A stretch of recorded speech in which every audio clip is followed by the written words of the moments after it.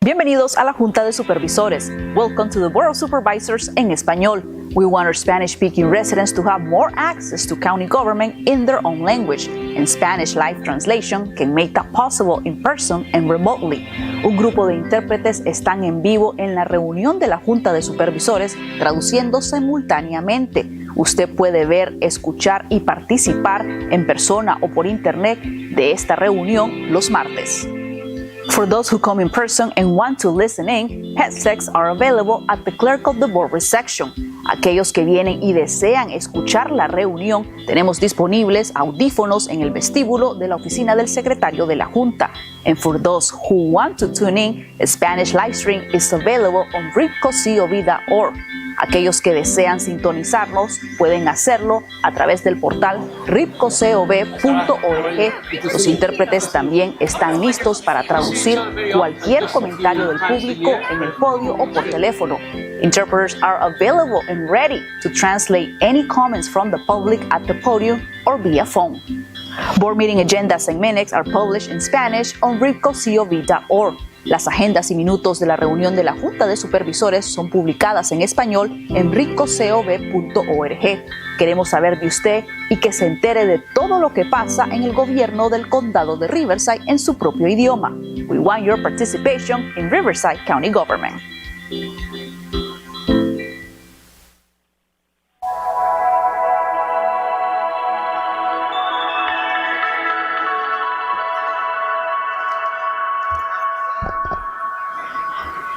Good morning.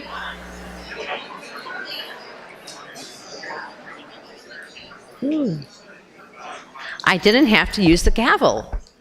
Good morning. Oh, come on, there's a lot of you. Good morning. Oh, it is a good morning. So we're calling this meeting to order. We began with roll call.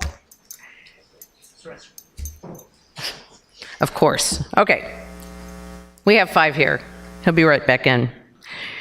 We're going to begin with invocation by David with the Accounting Technician 2 Auditor Controller's Office, followed by Pledge of Allegiance, and I'm going to pick on Under Sheriff Sharp. Can you please lead us in the Pledge of Allegiance?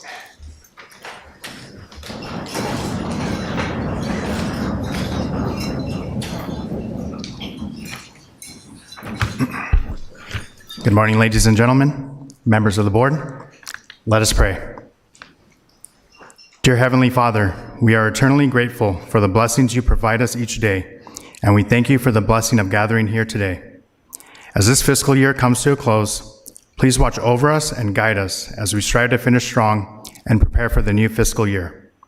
With this week's budget hearings in mind, we ask that you provide our Board of Supervisors, our Executive Office, our County Council, and department heads with the wisdom and guidance needed to make decisions that best serve the wonderful residents of this beautiful county.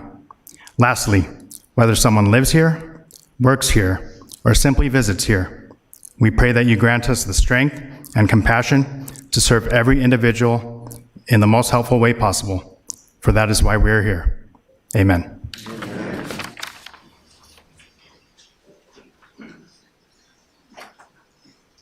Please join me in the Pledge of Allegiance. Ready, begin.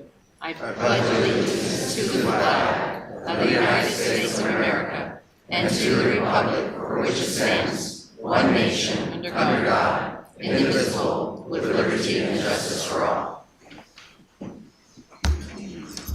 Thank you both. Okay. We've got quite a few folks here today.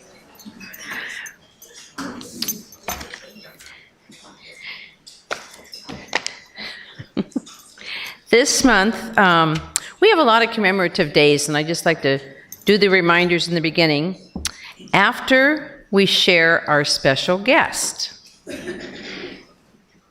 Where is our guest?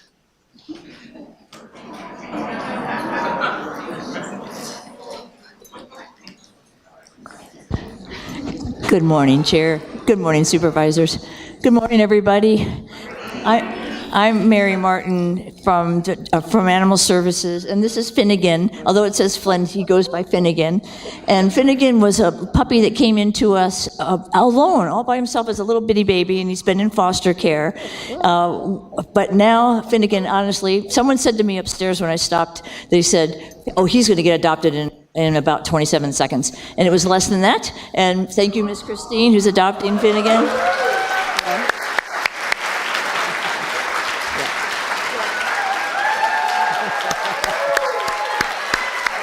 Isn't that great? That is so great. But for anyone else who likes this look of dog, we think he's a shepherd and maybe Australian shepherd. We want you to know, and I told Christine already, he's going to have a DNA kit with his adoption, so we'll all know what he is eventually, and Christine will report back to us.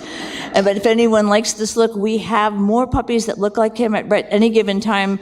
This time of year, we'll have 50 to 100 puppies in the shelter, and we would love to have you come adopt. And so please remember us. We are 4 locations, and we love to personal shop, so if you let us know what you're looking for, we will happily keep eyes out for a puppy for you. But Finnegan has a home, so thank you all very much.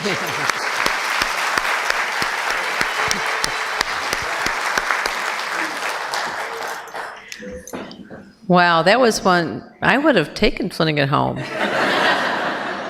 My husband's very happy with you.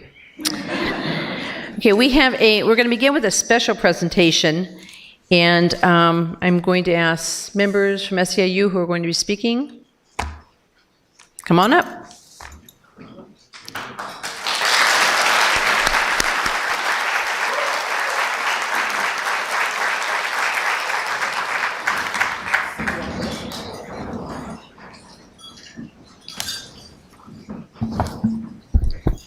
Good morning, board members, and good morning to everyone in the chamber. My name is Tangela Ford. I live in District 5, and I work here at the CAC with the Auditor Controller's Office. I'm a senior accountant, and I'm a SEIU member, hence the shirt. I love my job. It's a dream job.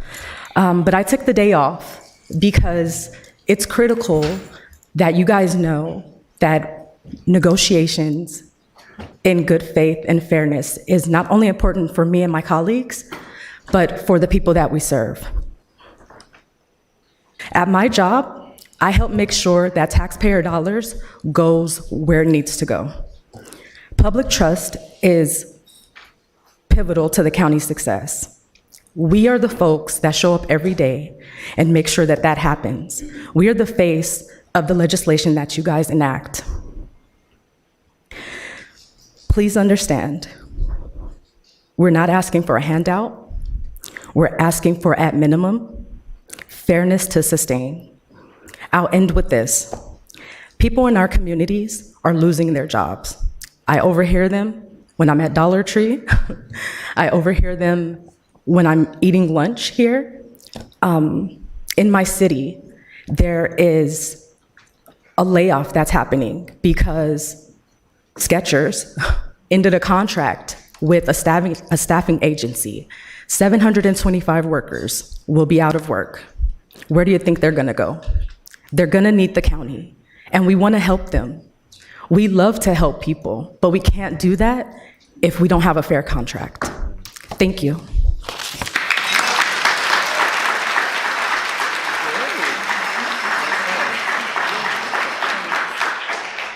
Good morning, County Supervisors. I'm a little bit taller.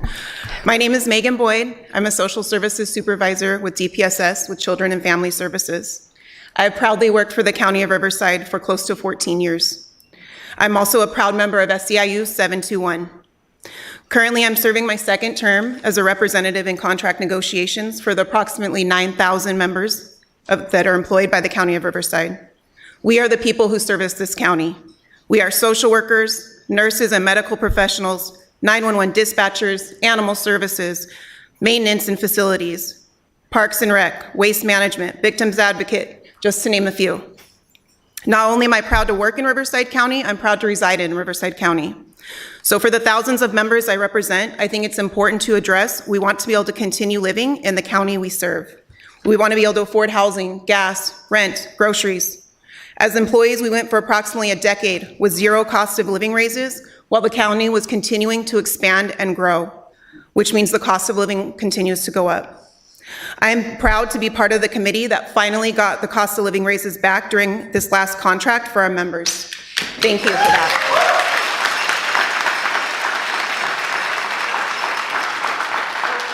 But we are still behind, and we will continue to be behind if we go back to a place where we are denied basic increases to sustain us. During my 14 years with the county, I've seen what happens when essential services are not able to retain staff. The last information we received at DPSS was that the average social worker has been at the county less than 2 years. So apparently I'm one of the dinosaurs. But seriously, this kind of turnover occurs when we can't compete with neighboring counties. Our wages fall short and people leave. And now we're on a hiring freeze. We all know it costs money, not only to continuously having a revolving door of new staff, but more importantly, it costs in the services we are able to provide your constituents. Experienced staff and having departments with appropriate staffing levels but provide better resources, care, and outcomes, which in the end also saves the county money. We all know HR 1 will cause us all to get creative. We are willing and want to work with you at the bargaining table, as we always have been, to get the job done, to obtain a fair contract that both we as members and you, the county, are happy with. As essential workers, we often sacrifice our own families to ensure our community is served. COVID is a prime example of that. So during these upcoming negotiations, we just ask for a fair contract that allows us to keep working and living in this great county. And we just ask that whatever cuts need to occur, it isn't at the cost of the workers that keep this county running. Thank you.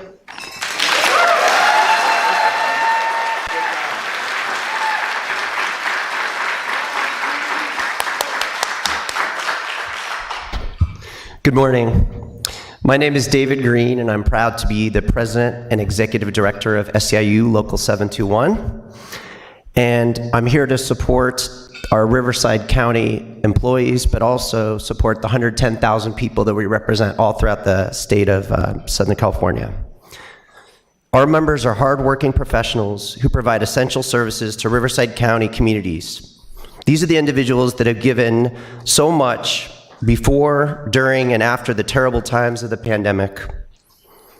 Always so willing to go the extra mile when the needs of their duties demanded to, and they continue to do their jobs for the sake of the public that they serve. These are dedicated individuals that work hard every day.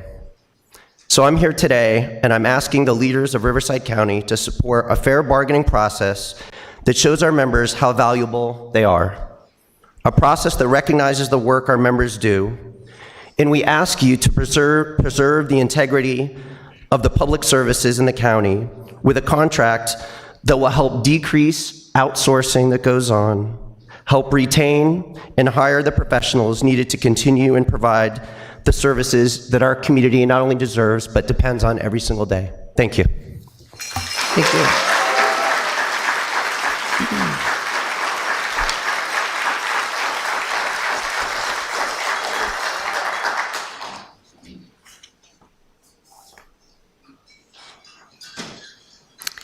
I see quite a few folks sitting in the back. Is there seats around? If you have seats next to you, let's try and get some of these folks to sit. Oh, you're speaking too? Just one announcement. We gave a folder to all the Board of Supervisors through the clerk. If everybody yes, awesome. We have copies of all the signatures that we collected, thousands of them, with our members here in Riverside County. Thank you.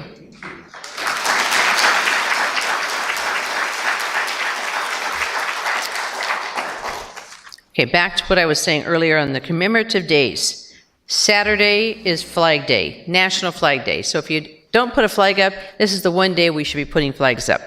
And of course, we have Father's Day on June 21st, World Elder Abuse Day on June 15th, Juneteenth is June 19th, and now we're moving into a very special day, that's Women's Veterans Recognition Day.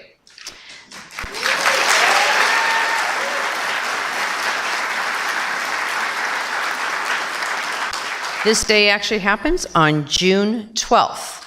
But since we don't have a board meeting till the 23rd, we want to do it early rather than late. So we're doing our recognition today. We are recognizing those women who are veterans in Riverside County family. So our county family. We would not have enough room if we tried to reach out to everybody in Riverside County female veterans. It'd be very difficult. So we're not only recognizing the history of women in military service, but we're also honoring the remarkable women veterans who continue to serve our residents right here in Riverside County.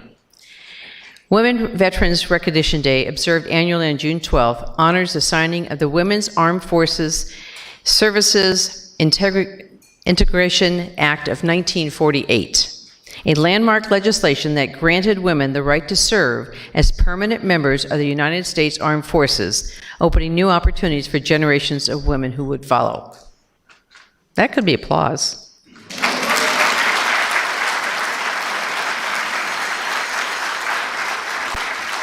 I mean, when it took legislation to allow women to serve. Women have answered the call to serve throughout our nation's history, from the nurses and communication operators who served during World War I to more than 350,000 women who serve in intelligence, nursing, aviation support, and other critical roles during World War II. Throughout every chapter of our nation's history, women have served with courage, sacrifice, and dedication, often overcoming significant barriers in pursuit of service. Their leadership and perseverance paved the way for future generations of service members and helped strengthen our military and our country. Today, more than 2.1 million women veterans live in the United States, making women the fastest growing segment of the veteran population. Their impact continues to be felt in communities across the nation, including here in Riverside County. Women Veterans Recognition Day gives us the opportunity to celebrate the trailblazers who broke barriers, honor the women whose courage and service paved the way for future generations of other service members, and to recognize the women veterans who continue to defend our freedoms. On behalf of Riverside County Board of Supervisors, we proudly thank and recognize the women veterans who live and work in your community, including those who continue to serve the public as Riverside County employees. Your resilience, sacrifice, and dedication to our nation and safety deserves the showcase, and we are proud to recognize you all today.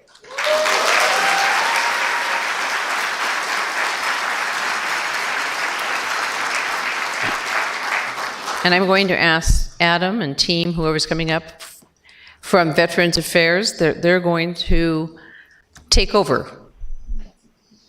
Of course, they're men, but that's okay.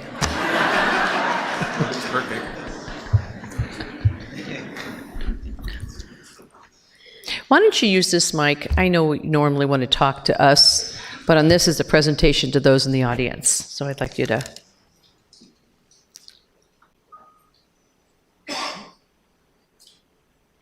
Already on. So at the risk of sounding redundant from the Supervisor Spiegel's speech, so much of that I already had. I'll just caveat on that instead of reiterating everything that she said. In veteran services, as we deal with our women veterans, one of the struggles that we end up coming across is our women veterans showing that, or recognizing that they are the veteran. Too often they go to, somebody asks who's the veteran, they're always going to their male counterpart, their spouse or whoever.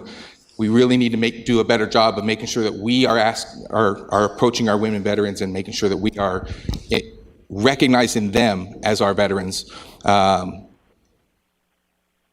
We who have served with our female counterparts really understand the value that they have brought to all branches of service.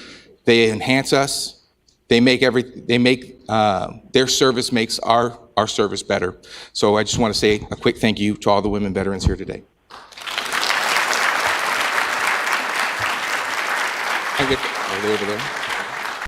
And with that, we have some presentations that we're going to read, some certificates we're going to read out.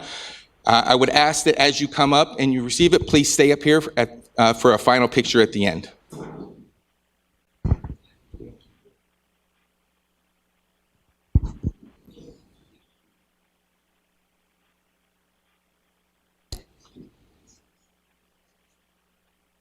With the certificate that's signed by all 5 supervisors, you're also going to receive a coin, a challenge coin. And those of you who've seen these before, I challenged everybody in the county, all the departments and teams, to come up with something to honor the 250th celebration of our country. And so this is a challenge coin my office did on recognition of the 250th. And if anybody knows, who started the challenge coins? All right, who's in the Army?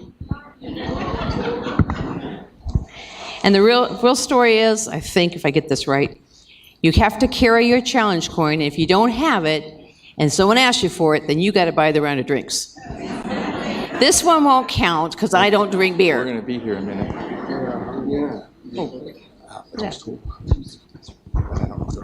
So I'm going to read the first certificate, and then from there I'm going to read the names. So County of Riverside County Board of Supervisors presents this certificate of recognition to Sergeant Melissa Isabel Mendez, Women Veteran Recognition, to honor and recognize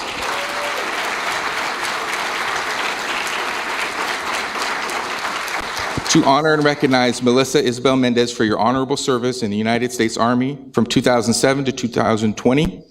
Thank you for your courage, your sacrifice, and unwavering dedication to duty. We recognize and deeply appreciate the lasting impact of your service in protecting our nation's freedom.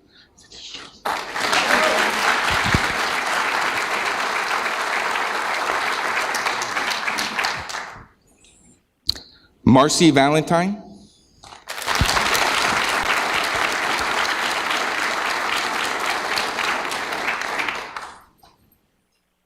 Michelle Hernandez, U.S. Marine Corps, 1989 to 1992.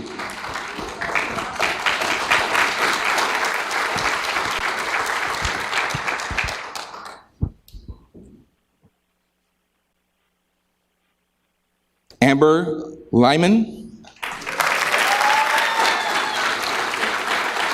U.S. Army, 2003 to 2017.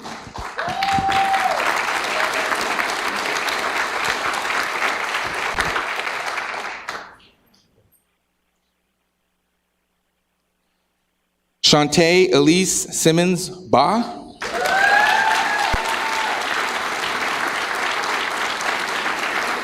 U.S. Army Reserves from 1994 to 2002.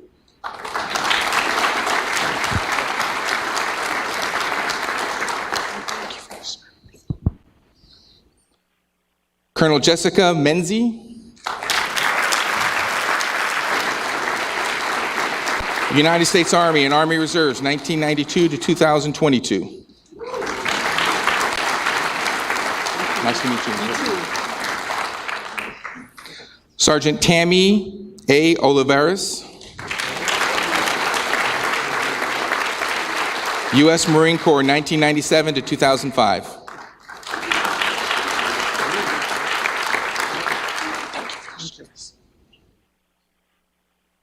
Rebecca Oppenheim.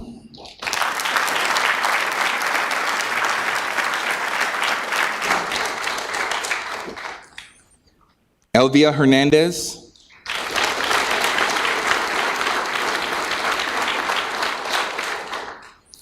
Laura Maturi. United States Army National Guard and Air Force Reserve, 2002 to 2024. Thank you for your service. I'm going to be announcing names on this side as well, just for the sake of time. Patricia Bird, U.S. Air Force.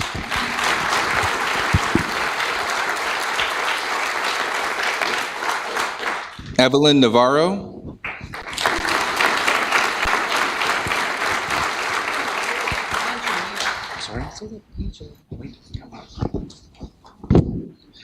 Eva Carrera, U.S. Army.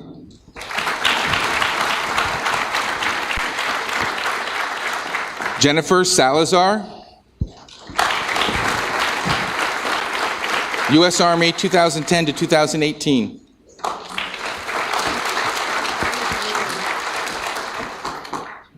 Akosua Cumberland, U.S. Army.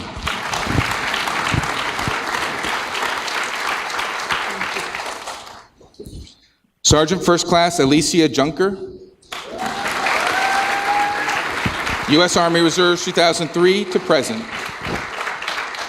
Veronica de la Paz, U.S. Air Force.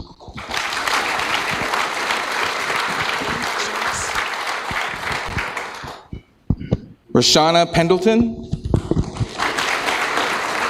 U.S. Navy, 1998 to 2005.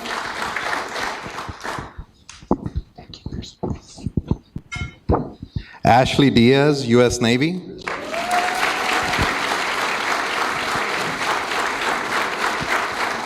Rebecca Torres.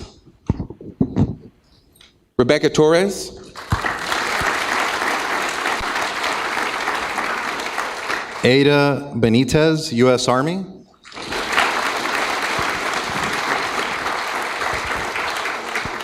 Tara Fernandez, U.S. Air Force, 2007 to 2020.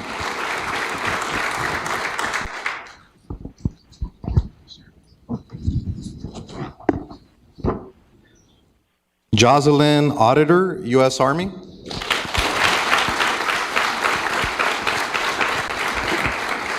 Ziria Martel.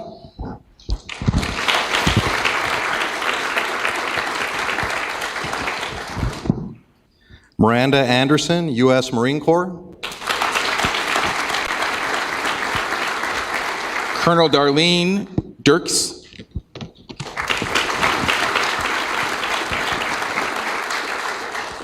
Brittany Aldana, U.S. Army. Petty Officer Second Class Latanya Nelson.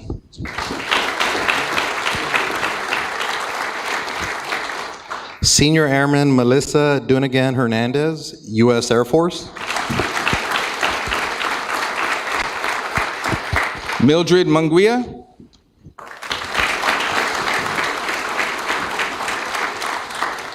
Stephanie Townsend, U.S. Marine Corps.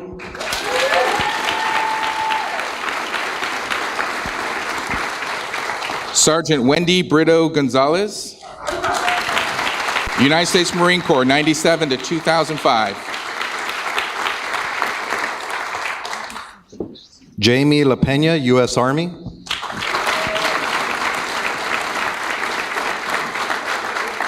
Petty Officer Second Class Eve Markovich.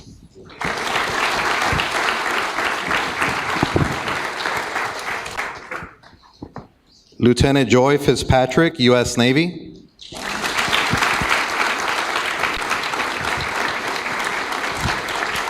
Specialist Patricia Cota Peralta.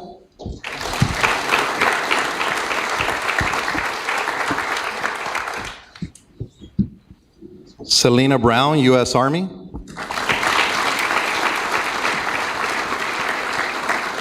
Brandy Sullivan, United States Marine Corps.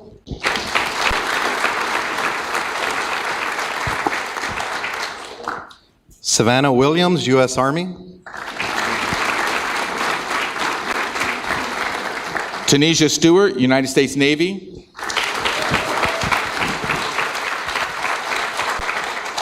Vanessa White, U.S. Army.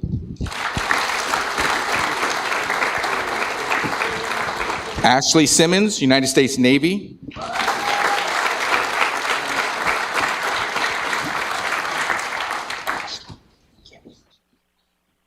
Carla Santiago, U.S. Navy.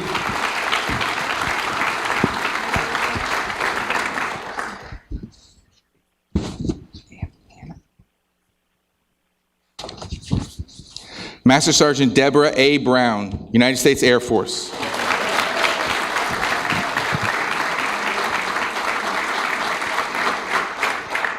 Joanna Hart, U.S. Navy.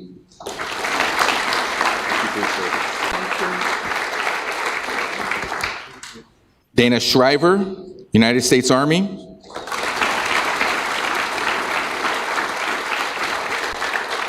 Elizabeth Maid, U.S. Marine Corps. Penny Walton, United States Air Force. Brooke Oldkirk, U.S. Army. Angela Salazar, United States Air Force. First Lieutenant Carol L. Shetterberg, U.S. Marine Corps. Jasmine Rodriguez, United States Navy. Perla Xavier, U.S. Navy. Maria Puente, United States Army National Guard.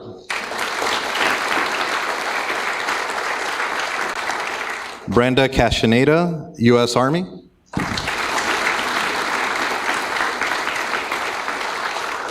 Jeanette Puebla, United States Marine Corps.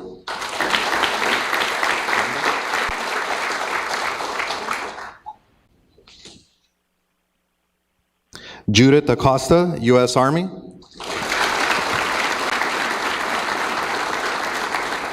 Anna Plemons, United States Army.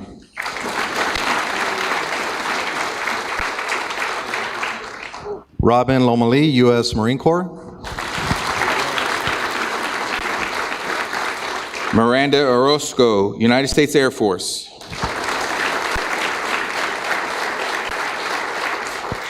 Alexi Aguilar, U.S. Army.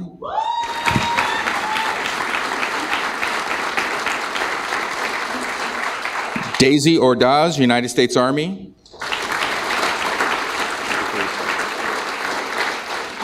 Chief Petty Officer Tanya Bronco, U.S. Navy.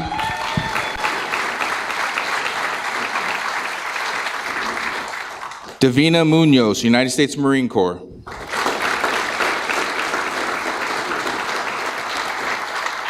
Jennifer Hayford, U.S. Navy.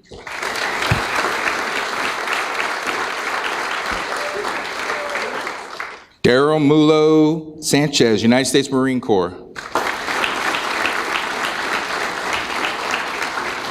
Latea Davis, U.S. Air Force. Andrea Melendez, United States Navy. Pamela Magtoto, U.S. Air Force. Maritza Marez, United States Army. Tanisha Howard, U.S. Army. Norma Loza, United States Air Force Reserves.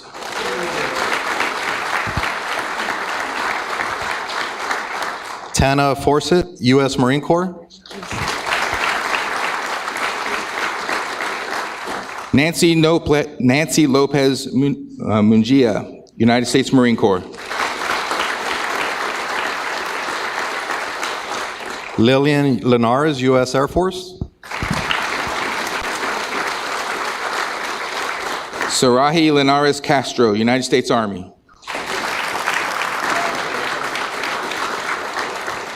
Lane Kellen, U.S. Army. Specialist Guadalupe Landestoy, United States Army. Jenny Wynn, U.S. Navy. Sienna Kroll, United States Marine Corps. Rhonda Hart, U.S. Army. Destiny Johnson, United States Army National Guard.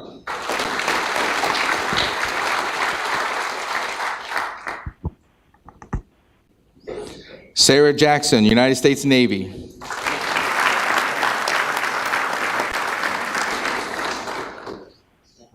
Katia Hale Simpson, United States Army National Guard.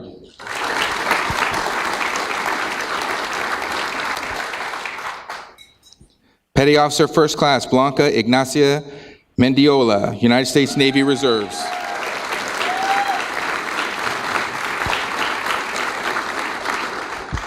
Mercedes Hale, U.S. Army.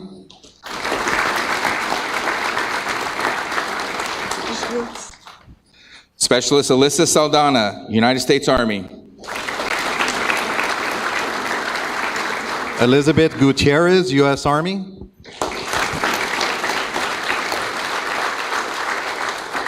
Candy Dagnan, United States Air Force. Alejandra Guerrero, U.S. Marine Corps. Master Sergeant Deborah A. Brown, United States Air Force. Sonia Gomez, U.S. Marine Corps. Primavera Rodriguez, United States Army.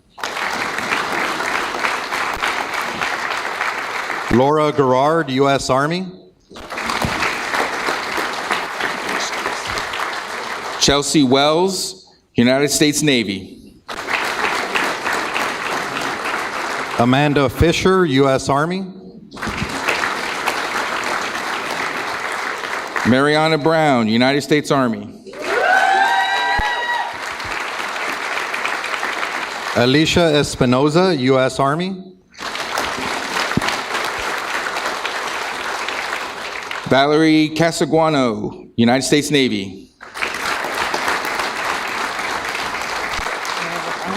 Christina Emberton, U.S. Army. Ashley Barton, United States Marine Corps. Christina Mejia, U.S. Army.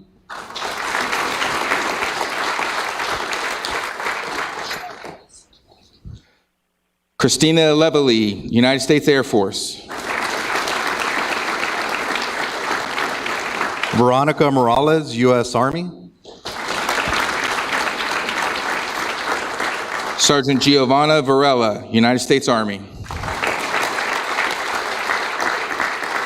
Jamie Jackson, U.S. Marine Corps. Shina Barrett, United States Army. Yannette Monroy, United States Army.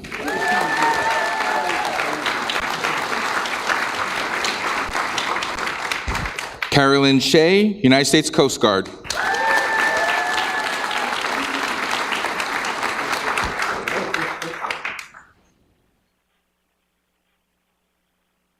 Irene Massey, United States Air Force Reserve.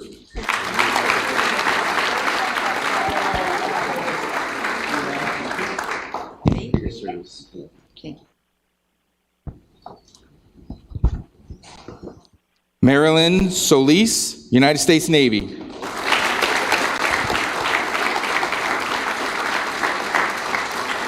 Jessica Blaine, U.S. Army.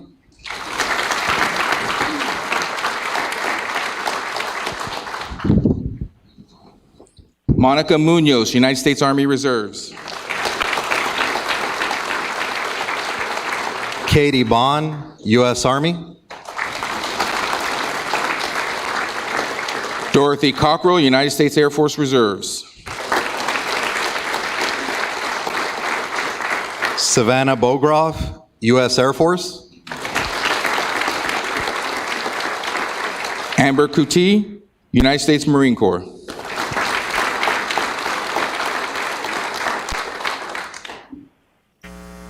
Angelica Nicasio, United States Air Force.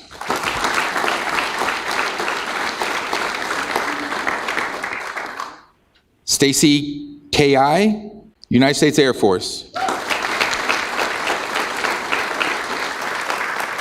Lena Salinas, United States Air Force.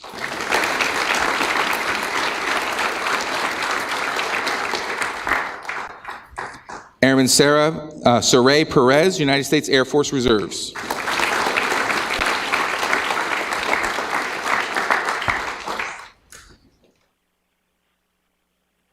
Specialist Elise Rico, United States Army.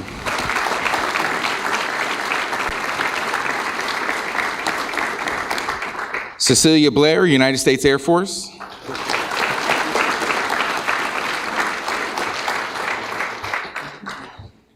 And Jamie Scornia,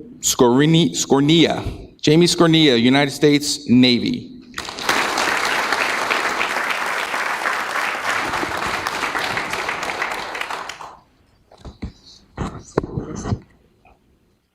And did we miss anybody that did not get we did not call for a certificate? All the attendees here, thank you very much for your service.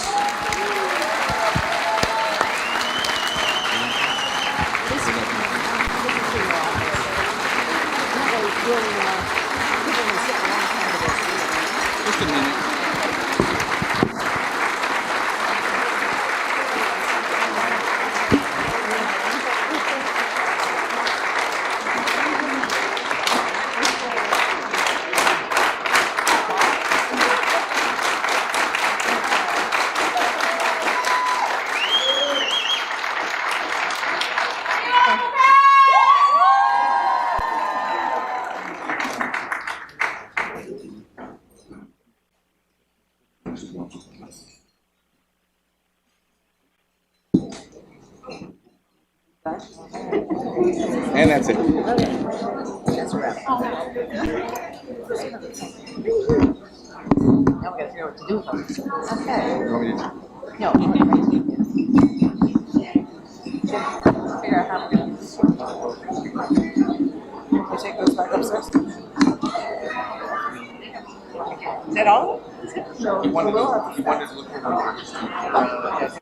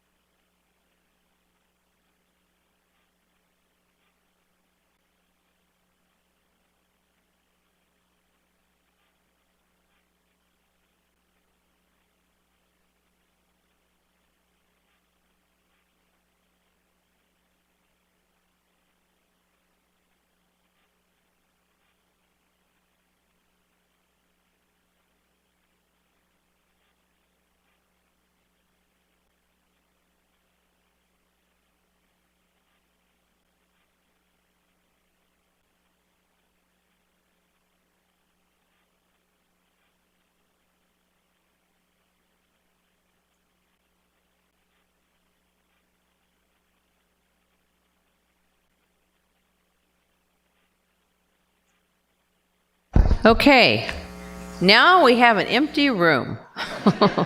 You guys can spread out and lay down, you know, I got plenty of space. Thank you for being here. It was just a very moving time for me to see. One Coast Guard. Anybody notice that?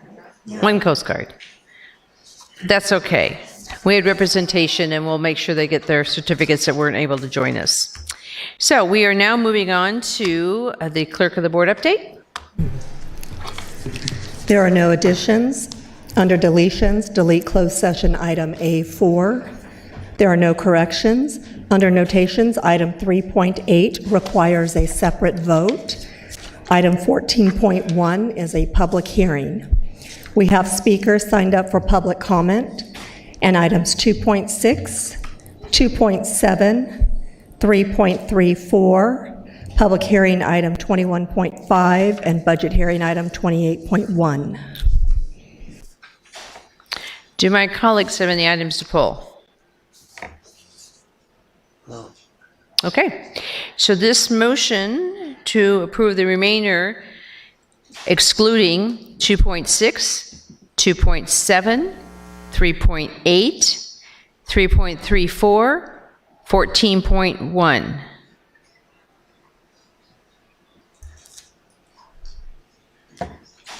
Okay. We will begin with 2.6. Veronica Langworthy.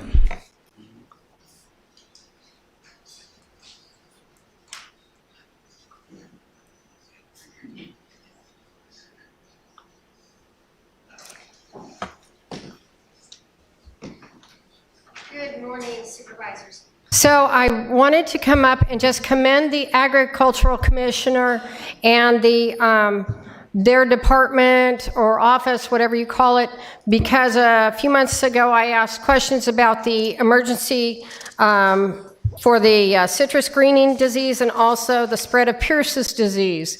And so and there's also updates about possible spreading of that on the west side of the county. But I appreciate that the Ag Commissioner is now posting in the online agenda for your meetings helpful information to the public, updating on what's happening and links to where we can find out more information so we can stay informed and keep our local and regional produce safe and have food security. So I just wanted to commend the Ag Commissioner for providing that information as part of the agenda. So thank you.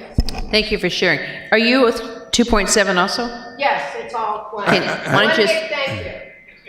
Can I add a comment? Please. Ms. Langworthy, I think the CEO put our county population currently at 2.58 million people. And you alone have been the reason why there's been an upgrade to that agenda. You should feel good about that.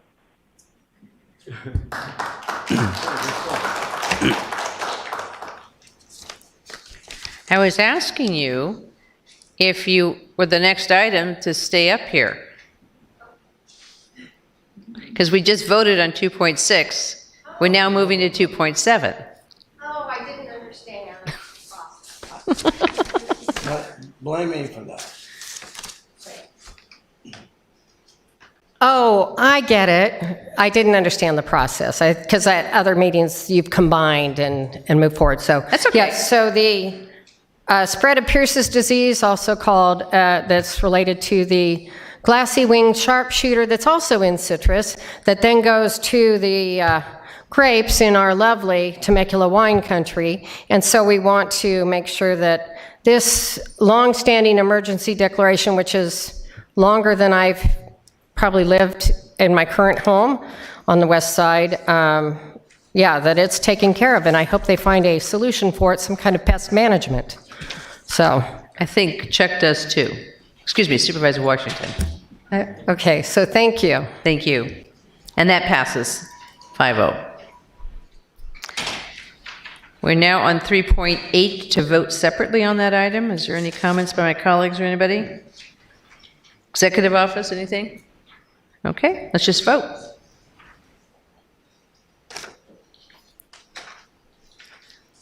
And that passes 5-0.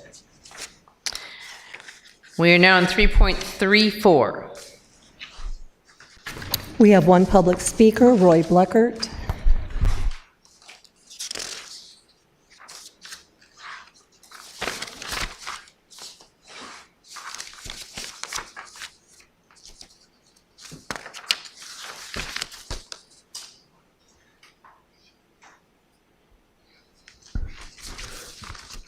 I know you put these on so you can have me come up here and talk about them. What struck me about 3.34 is we went through the 5-year ordeal of Corey the Crook Jackson, SBX, the whole debacle, the cost, the taking of shelter and food out of homeless youth. And I see on this item, SBX is now slated to get more money.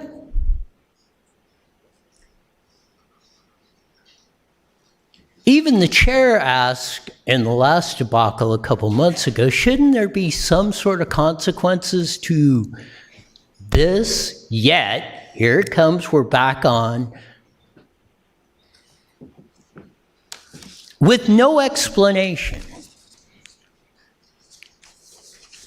no accountability, no transparency, whether it be True Evolution or Rainbow Pride or Acme Developers, everybody who's getting money on every one of these items, whether it be $5 or $5 million or $500 million, should be up here and explaining what that money is being spent for.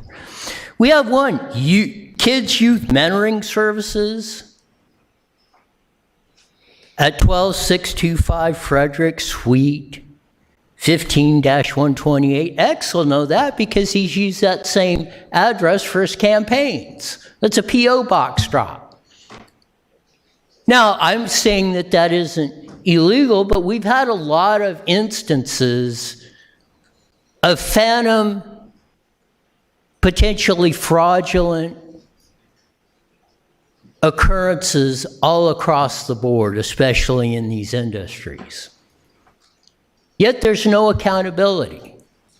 Nobody questions it. It's rubber stamped. These go on by the thousands. And you wonder why your budget is unsustainable, why you're taking the SEIU employees or anybody else and have to explain to them why they're getting laid off or fired now or in the future. It may be a small amount, but it starts there. When do we work for the people?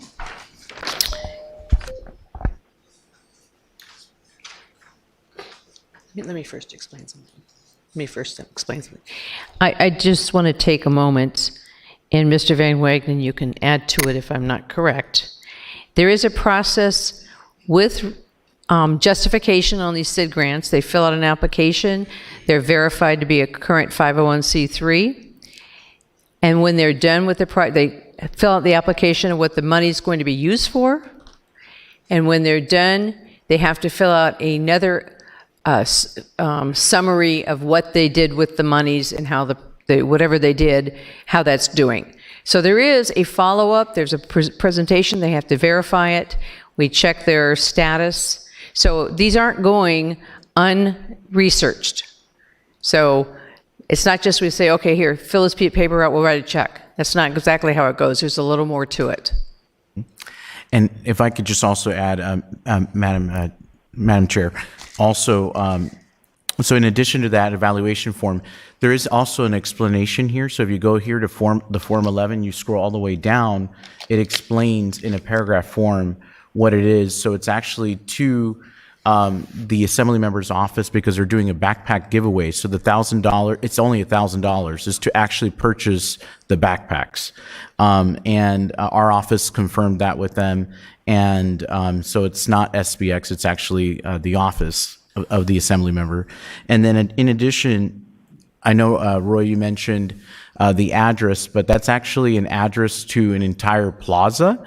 And it says a suite number, which is different. I've had a campaign office in that plaza, but not in that suite. So that's a separate, and that was like 12 years ago or something. So anyways, that's all I have to say. Did you have something? Okay. My colleagues, anybody else? Want to say something, but I better not. I think you should. Thank you. I'm in support of the request. All of these SID requests have to come to the board and get 4/5 approval. And I'm familiar with the process. I actually think the speaker is also familiar with the process, but it's very easy to come to the podium and make innuendos because it resonates with a certain group. I don't think that message was really for us. I think it was for somebody else. And actually, I think it's rude. We're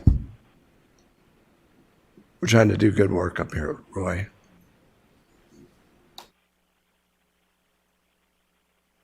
And that passes 5-0. Maybe you shouldn't have. Okay, the next item is a public hearing, 14.1, and I have Jason from Flood.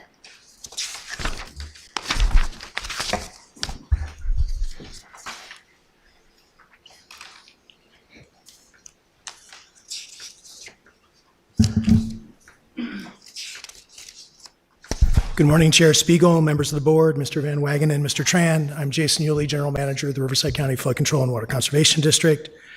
Today, we are holding a public hearing to consider public comment on 6 capital projects that the district is proposing to construct.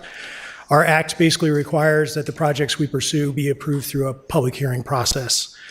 There are 6 projects that are for consideration today: Mockingbird Canyon Wash in Riverside, Dodge Street Storm Drain in Harupa Valley, Mood Street Storm Drain in Home Gardens, Bedford Canyon Channel between the I-15 and Temescal Creek in Temescal Valley, Azusa Channel in Menifee, and Morgan Valley Wash east of Temecula. These projects are being brought before you today because they were primarily requested by residents. We vetted these projects. Our zone commissioners have approved these projects. This is an administrative hearing. At the close of the public hearing, staff recommend that the board adopt the recommended motions in the Form 11. Thank you, and we stand ready to answer any questions that you may have. Supervisor Perez. And thank you, Jason, for bringing these forward. I noticed, though, they were missing one, but eventually maybe we'll work on it. And I appreciate the efforts that are going on in the other districts. But Thousand Palms continuously comes up. It's not the first time I bring it up, nor will it be the last. It's not the first year I bring it up. I've been bringing it up for the last maybe 4 or 5 years. We even heard about it in our survey that we took with the residents regarding our budget. I'd like for us to really think through that now finally and get down to work on it, whether it requires also CBWD and other entities, which I think it would, maybe the tribe, but we need to put our efforts together to get that done. So I appreciate the work here. I support it, but let's move on to this other one as well, which is Thousand Palms area. It gets washed out every single time there's rain. There's always a flood there, and people complain about it every single time that happens. Yeah, thank you to Supervisor Perez, and we'll set a follow-up meeting with you to discuss that. That is in CVWD's jurisdiction, but we can do what we can to help on that. Thank you. Any other comments from my colleagues? Questions? Okay. With that, the item... There are no public speakers. Oh, I'm sorry. Are there any speakers? None. There are no speakers. I thought you said there are speakers. No, there are no public speakers for this item. I thought I was being spanked. It's going so smooth. Thank you, Jason. No problem. Thank you. Now can I vote? Okay. Passes 5-0. It blurred over here. Thank God. Thank you for hearing the same thing I did. Okay, now we have several public hearings coming up. We'll start with the first one, Riverside County Office of Economic Development, public hearing for adoption of Resolution 2685. Mr. Franklin? Good morning, Supervisors. Mike Franklin with the Office of Economic Development. Item 21.1 is a public hearing in accordance with Section 147F of the Internal Revenue Code of 1986. This public hearing is for the issuance of taxable and/or tax-exempt bonds issued by the California Public Finance Authority with proceeds going to Mana 7 Riverside, LLC, for the purpose of acquisition, construction, and furnishing 2 educational facilities to later be operated by Imagine Schools Riverside County, a charter school operation. These projects and the bonds issued for them do not constitute any debt, liability, or obligation of the County of Riverside. The county is only the mechanism for the public hearing. Staff recommends opening the public hearing, and after any speakers, closing the public hearing and adopting Resolution 2026-085. I'm also available if the board has any questions. Does anybody have any questions for Mr. Franklin? Okay. With that, what's the pleasure of this board? Oh, wait a minute. Open the public hearing. Do we have any speakers? There are no speakers. There are no speakers. With that, we will close the public hearing and bring it back to the board for a vote. Okay. Thank you. I'm sorry. I am just seeing all those women veterans just got me so excited and kind of in awe spirit. So it just really warmed my heart. And I apologize for my flightiness here just because I just feel really good today. That passes 5-0. Now, the next items, 21.2 through 21.9, are all Treasurer tax collector, can we put those together? Chair, to the extent that there's no public comment, you may, but Deputy County Counsel Michael Thomas will share which one. Oh, let's do them all individually. No. Whatever your preference is, Madam Chair. He's saying no. Are there any public comments? Yes, we do have one public comment on item 21.5. Okay. Okay, let me take that back.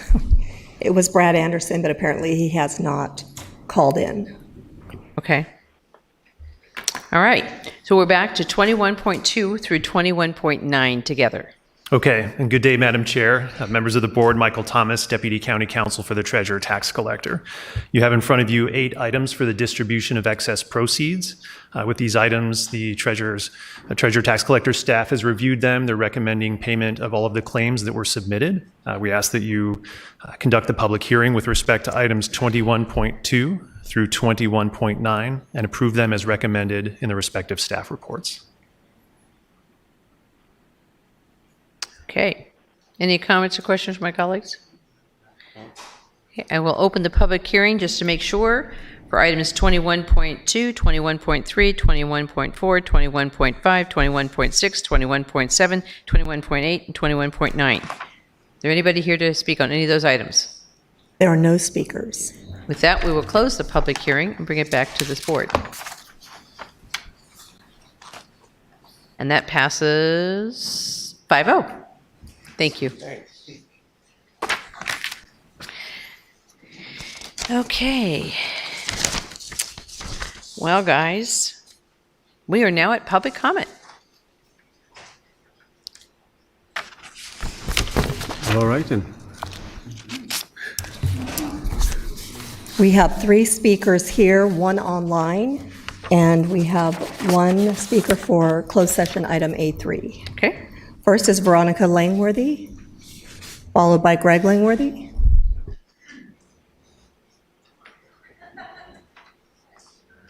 You're getting your steps in today, Veronica. Well, there was no seats when she probably came.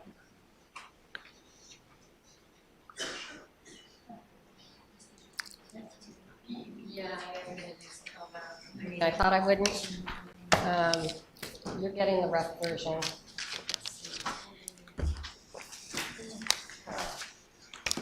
This and this. Yeah, I'm just going to pile them up just to make it simpler. So I was resorting. This, and this. Yeah, I'll just, yeah, there we go. Okay. Yeah, okay.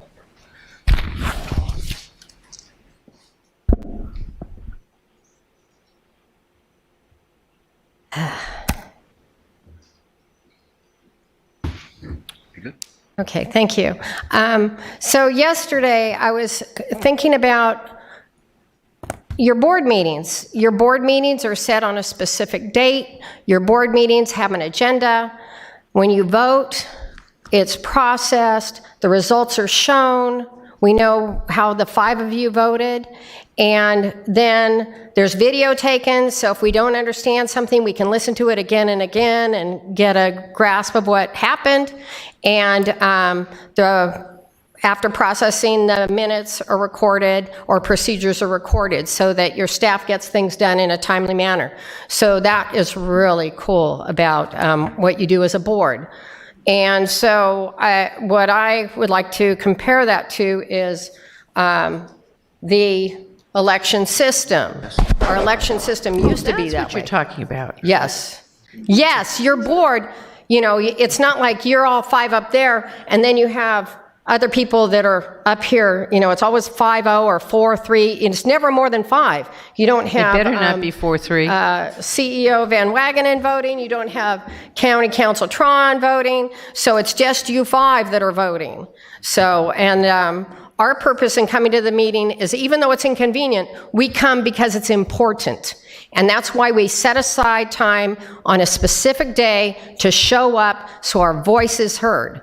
So what we would like is the same transparency and the same confidence in what's going on in the election system. So I wanted to show you in a fire hose moment, some documents that you can pause the frame on to look at. You can talk. Oh, okay. So this is the mail sorter. This is our registrar of voters procedure. They have a username and a password for this and the directions that the person's supposed to use. Here is San Bernardino County. They use the same sorter machine. They have directions about importing an SIF file, whatever that means, but they use the keyboard. You log in with your username and password, see your supervisor if it's not been issued, and then it is operator needs to fill out the incoming verification and get this done, and so there is documentation. This is similar to the vote by mail collection form and the vote center ballot statements. Not exactly the same, but similar. It's giving a count of information. This is what the log looks like. This is a verification log, so you know how many ballots came in. Ballots only come in from a few locations. Into the central processing election center, they come from drop-off, drop-box, the vote centers, and from the post service. So we have from vote centers, we have the drop-off, drop-box locations on a collection form, but the mail is the piece we're missing. And that's what needs to happen in time for people to know if the election was fair, so that if it needs to be contested, it can be contested, because if the results are after the 5 days post, voters are out of luck because the clock is run out. So. Greg Langworthy, followed by Roy Bleckert.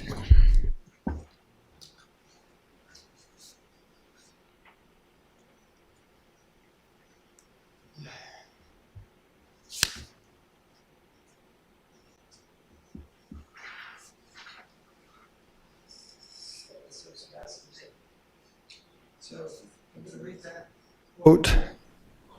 I don't know how I do both. I got you. All right. That microphone works? Yep. Yep. Okay, thanks. And a right of suffrage can be denied by debasement or dilution of the weight of a citizen's vote just as effectively as by wholly prohibiting the free exercise of the franchise. So one thing I think Art does real well, access to vote. There's a lot of people, a lot of ways to vote. You go vote centers, you go vote by mail. But the key is, are those ballots valid? And that's where we're getting to with the vote by mail. So the vote by mail now, you guys approved ReliVote, remember, back in November, and ReliVote was supposed to check the signatures very quickly. Does it? The process goes a lot faster. The key, though, is, are those signatures valid? What's the weakness in the system? ReliVote does check the signatures that are obviously good. However, the signatures that are questionable go to human signature verifiers, and I watch them over at the ROV. Those people are not forensic analysts. So how accurately are they catching fraudulent signatures? That's the question. So what I've asked is a simple signature verification test. You could put a group of signatures that we know are good, signatures that we know are bad, mix them up, give them to the signature verifiers, and then we'll know how good they are at their job.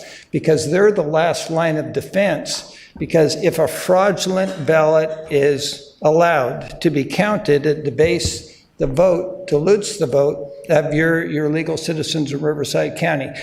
That has never happened. I've talked to Matt about that a number of times. They're never tested as to how well they are able to discern the fraudulent signature from the good signature. So I think that's a problem. So I just wanted to bring that to your attention. I think it would be a simple thing for, I've offered to, I think we could design a real simple test. We also don't know how good ReliVote is at discerning a good signature from a bad signature. I asked Matt about that. Have you ever put sample ballots through with good signatures, known good signatures, known bad signatures, put it through the ReliVote and see how it does? He says no. He told me they're not allowed to do that the company will not allow the ROV to test the ReliVote system. So I think that's a problem, because you're paying a lot of money for ReliVote. We were hoping it would do the job of discerning the fake from the good. And the issue is if you're not doing that effectively and allowing fake signatures to be counted, then you're diluting the vote of the legal voters. So that's my concern. So thank you. Thank you for sharing that. That's interesting. Roy Bleckert, and Roy will be followed by our online speaker, Elaine Sanders.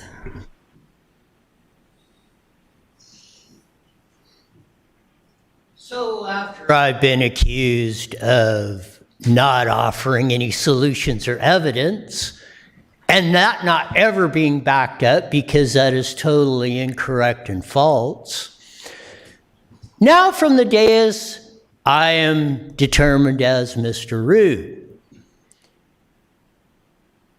And, I just come up here with innuendo. Well, let's go back to yesterday.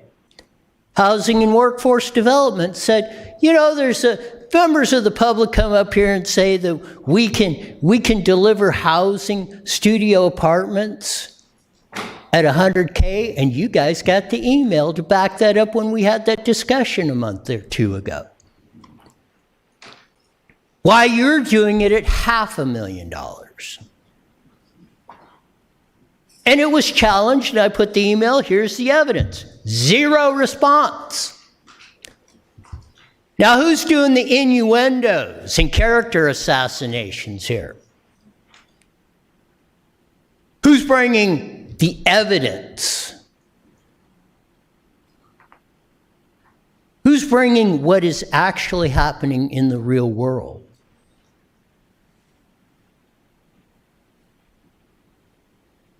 It's not my words. It's yours in your reports, just as we heard yesterday and for decades. Unsustainable.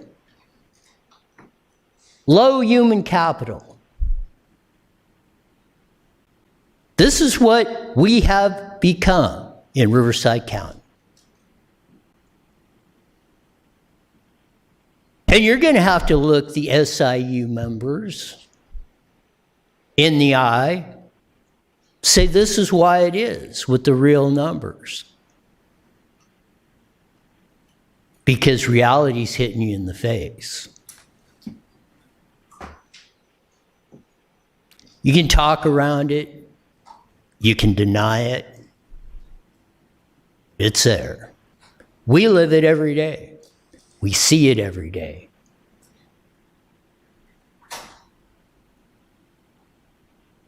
So we can have honest and frank discussions, which you've all been given the opportunity by yours truly to do for however long it takes. Or we can do it like this, but that's your choice. And we all get to live by them, and more importantly, we get the consequences of those decisions. Thank you, Rory. Elaine Sanders? It's online? Yes. Okay.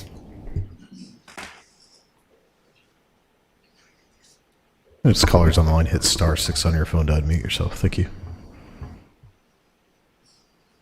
Hi, my name is Elaine Sanders, and I am a trauma-informed care professional and advocate for harm reduction organization here in Riverside County. For harm reduction, dang, what happened here?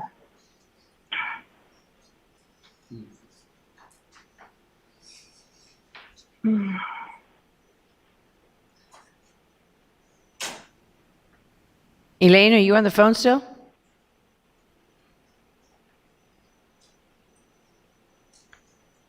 She's still unmuted. It sounded like maybe she lost her place.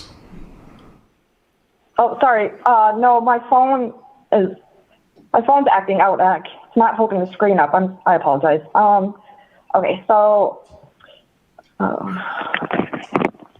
my internet's bad right now.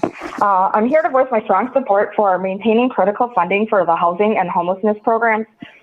However, I'm urging this board to pair that with support of rigorous audit of the administrative structures overseeing these services.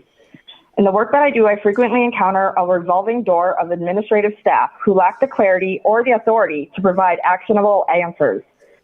Too often, residents are cycled through multiple departments for the same issue, wasting precious time and taxpayer dollars on redundant labor. This administrative bloat is a service failure that prevents residents from getting the help they need. Instead of cutting frontline services, I ask that this board mandate as an operational efficiency audit for our housing programs. Let's identify and consolidate overlapping administrative roles and redirect those saved resources toward direct outreach and housing stability. We must prioritize outcomes for our residents over maintaining disconnected silos. Thank you. Thank you, Elaine. Elaine was our last public comment speaker. We do have 2 speakers signed up for closed session, item A3. Did you want to hear from them now? Let's do it now. First is Greg Langworthy, followed by Roy Bleckert.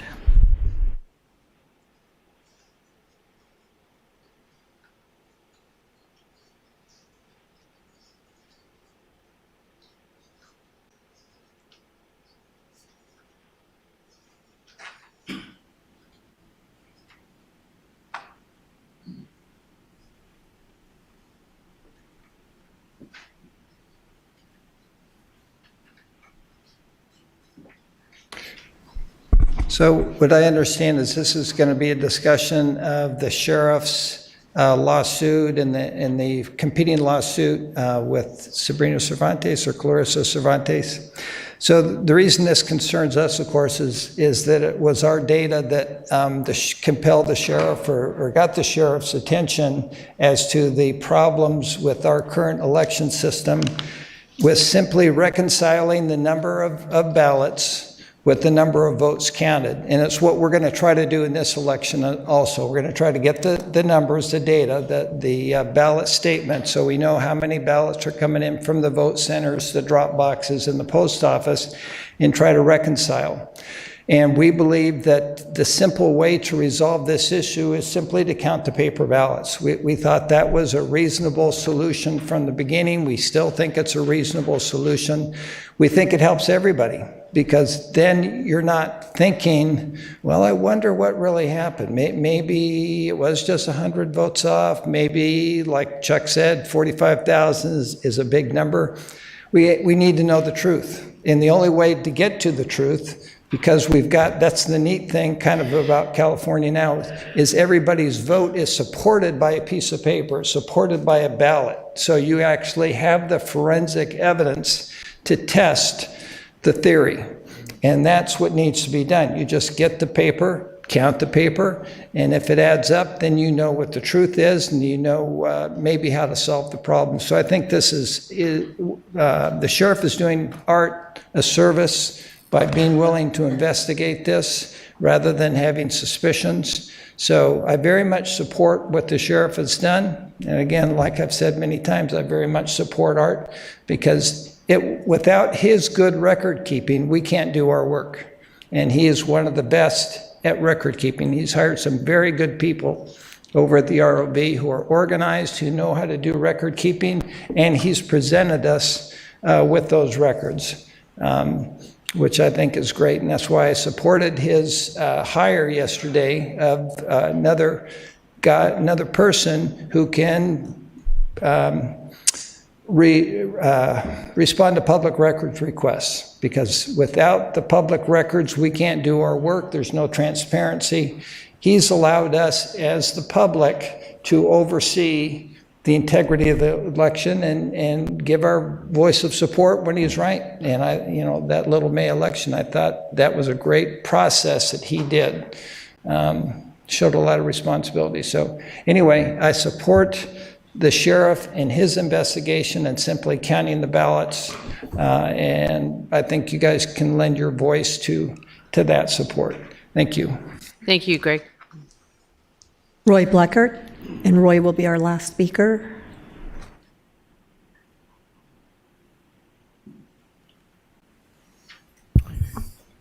Closed session. Well, we got 3 JDs as I look around up here. That could be opened up by any 3 votes sitting up by the Fab Five. This one should be. We have a sitting City of Riverside council member, Clarissa Cervantes, suing Riverside County over an issue that should be settled. And again, I get accused of not coming up with solutions. I said, okay, we don't like Sheriff Chad. Well, we'll get our auditor, Ben Benoit, to do it. Because as I heard, the last I heard from the dais up here, as this issue ain't getting solved, at least from Riverside County's standpoint, until this number that Mr. Langworthy and his crew have put up is reconciled. And it should be. I've come up here and said many times, this is the simplest one, let's get the vote count. Let's recount it and determine for one time, is the count that was given 100% correct? If that is the case, like I said, I'm done with it. If not, and I'm not saying there is anything untoward or something going on, but if there's a process or a law or something that needs to be changed in order to fix this, then let's get it done. The fact that our public officials across the board think it's the best method is to take this to court is absolutely absurd. Why don't you put it out in front of the court of public opinion and let us decide?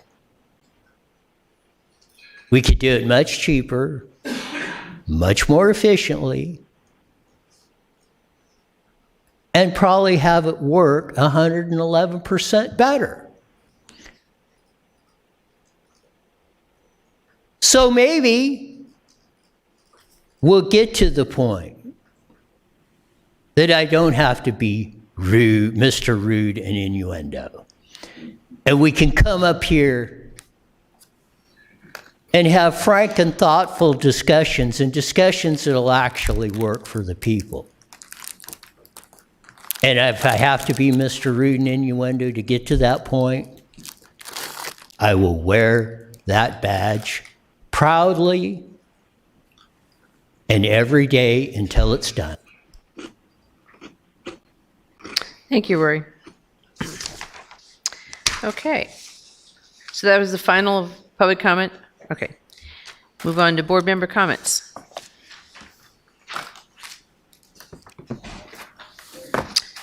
Mr. Perez. Thank you, Madam Chair. I believe I have just one comment to bring up, and it has to deal with, and there's a slide, has to deal with Blythe Hospital and the issue of distressed hospital funding, in which I brought up it's HR1 and the fact that we're doing what we can to be helpful. On May 29th, we received news about state funding approved for the Palo Verde Hospital in Blythe. The hospital was awarded an emergency grant of $3 million through Assembly Bill 108, and recently passed bipartisan measure that established an emergency grant program to support rural, financially distressed hospitals. This grant gives the hospital the opportunity to continue strengthening services while working toward long-term sustainability, which is the long-term survival of healthcare in the Blythe community. I want to thank our county team for their efforts to work on this grant, bringing another piece of the funding to maintain essential health services in the Blythe community. We're also grateful for the support we received from the state, from our state senator and our state assembly member. That would be Mr. Steve Padilla, as well as Mr. Jeff Gonzalez.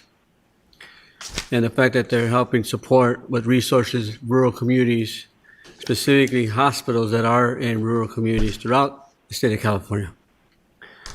As a reminder, our county's role is that the Riverside University Health System, a medical center and clinics, is providing temporary operational support for the hospital's emergency department, the clinic, and supporting departments. We are operating under a 180-day management service agreement, and we're just over 100 days now. Ultimately, our goal is to assess and stabilize the hospital and its core services and to create a realistic plan for the future. And our involvement is making a difference. I'll tell you, I've had the opportunity to go visit. I've also had the opportunity to meet with staff, locals, policymakers there within the city council. And I think overall they feel really, really happy about what we're doing. What a change, they say, a whole 180. And obviously we owe that to RUHS, Jen Cruikshank, and her entire team. You know, I know that Michelle DeArmond is consistently writing press releases as well and getting the information out, getting the word out, as well as our PIO team from here at the county level, as well as my PIO team back home. And so I think that if we continue down this path, eventually we'll get somewhere and hopefully get some more funding along the way. But we will be having this discussion in the near future about what is the future of this hospital. When I had the opportunity to speak with staff, meaning folks that have been working there for 10, 5, 20 years as nurses or what have you, they are appreciative of everything we're doing. And just the small things, if you will.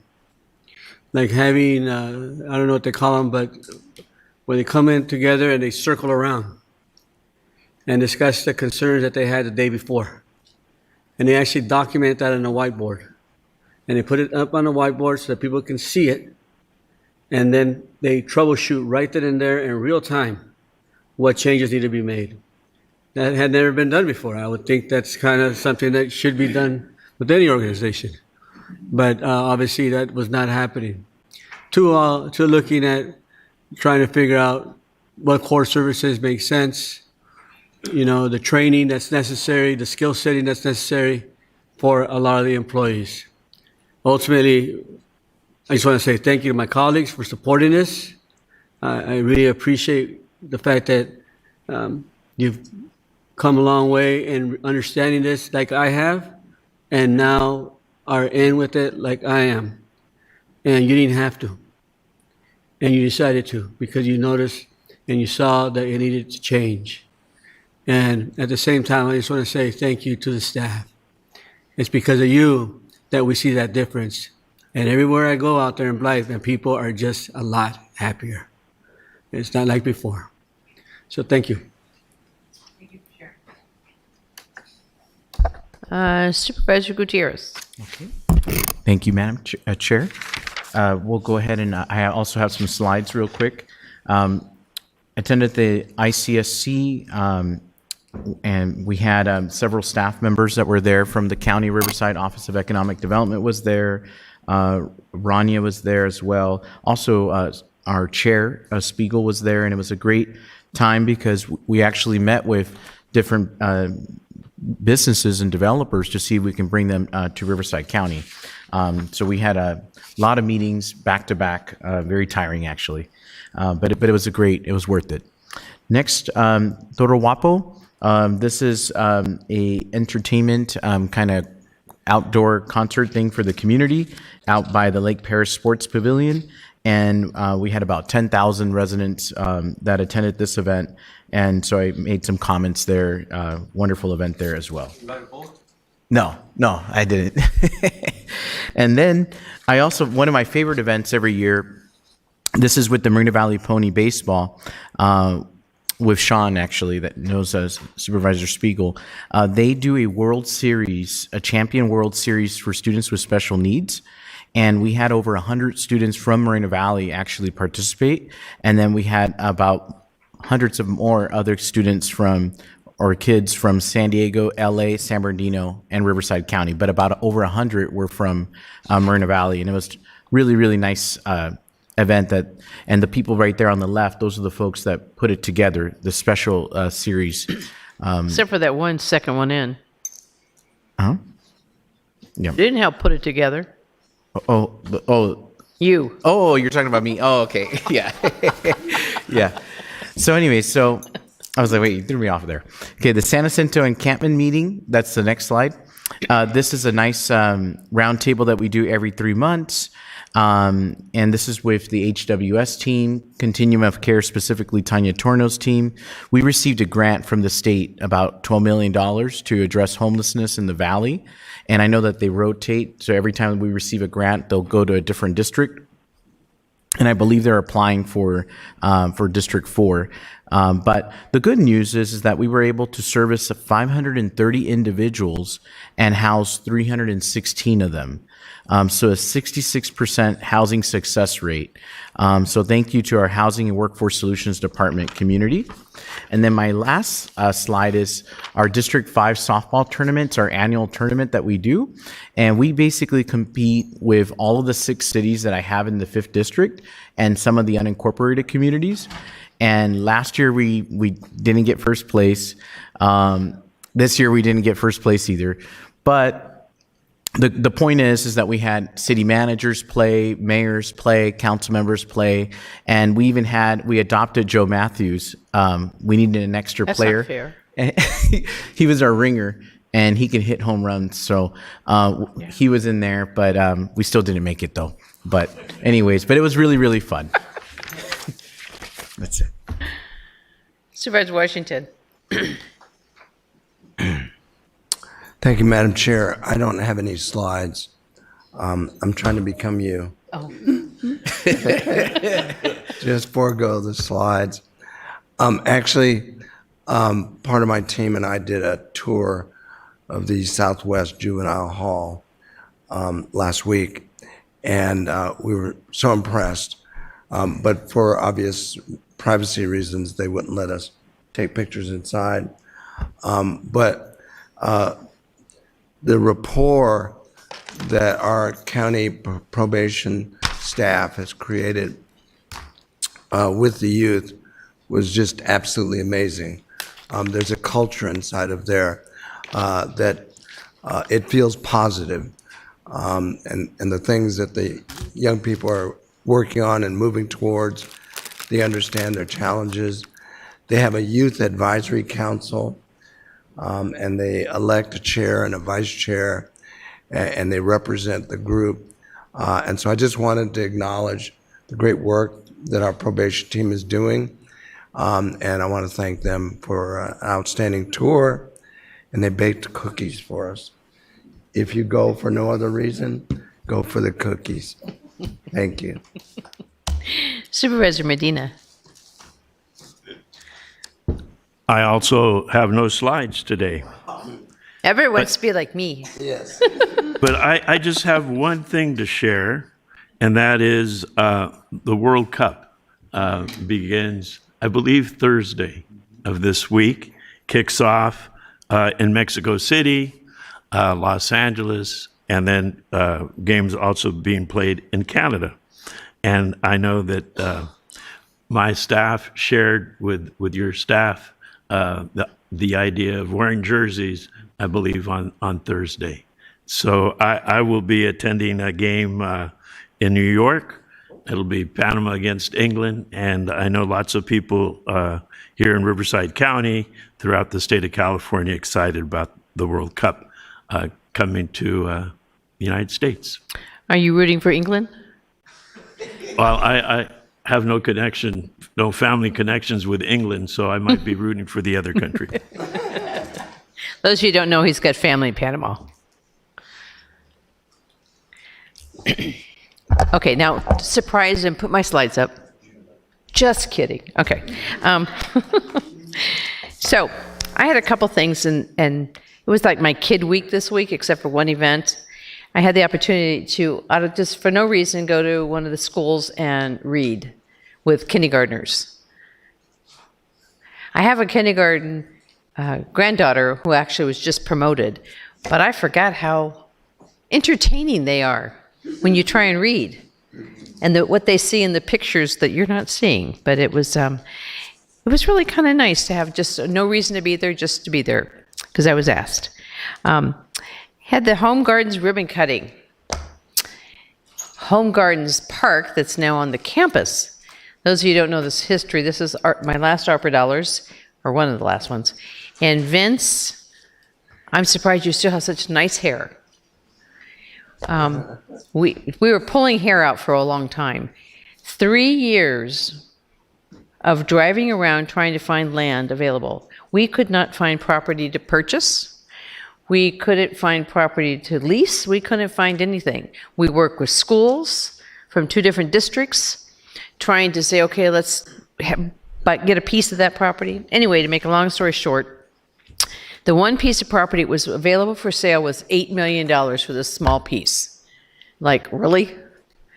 So it was not something that we were able to accomplish. So we got creative, and I work with the school, the principal and the school district.